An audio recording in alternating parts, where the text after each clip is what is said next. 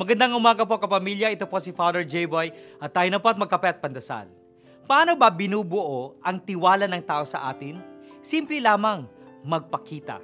Sabi ni Jim Paredes ng Apo Hiking Society sa isang talk ukol sa kultura at sining, all you have to do to become a good artist is to show up.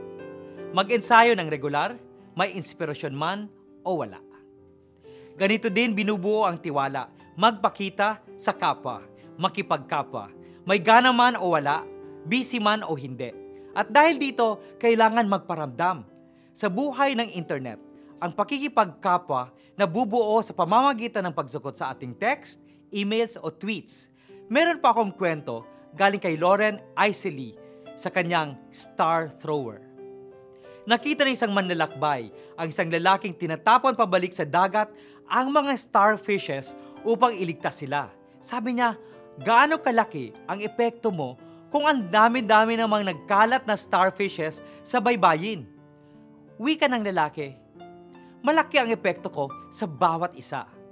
Maaring hindi malaki tingnan ang pagsagot sa maraming text, ngunit malaking bagay ito sa nag-text sa'yo. Pagdasal nating huwag kalimutang magparamdam sa ating kapwa.